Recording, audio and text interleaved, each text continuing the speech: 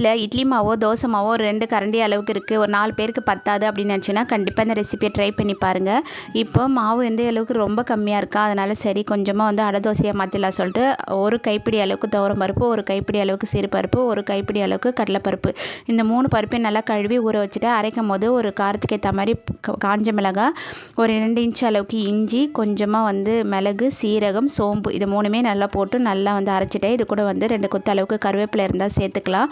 அதேமாதிரி தேங்காய் பிடிக்கணும், இது கூட 2 கைப்பிடி அளவுக்கு தேங்காய் போட்டு நல்லா அரைச்சிட்டு மிக்ஸ் பண்ணிவிட்டு இது கூட சின்னதாக ஒரு தாளிப்பை கொடுத்துக்கலாம். கடுகு, நல்லா பச்சை கருவேப்பிலை நைஸாக வந்து கட் பண்ணி போட்டுடலாம். தாராளமாக வந்து வெங்காயம், இது எல்லாத்தையும் ஒன்றா சேர்த்து மிக்ஸ் பண்ணிவிட்டு தோசைக்கல்லில் மொறுன்னு ஊற்றி எடுத்துக்கலாம். அப்படி இல்லைனா திக்காக வந்து அடை மாதிரி ஊற்றி எடுத்துக்கலாம். ரொம்ப சூப்பராக இருக்கும், டேஸ்ட் வந்து சூப்பராக இருக்குது. இது கூட வந்து நான் தேங்காய் சட்னி தான் அரைச்சிருந்தேன், அதனால் இது கூட வந்து நான் தேங்காய் சேர்க்கலை.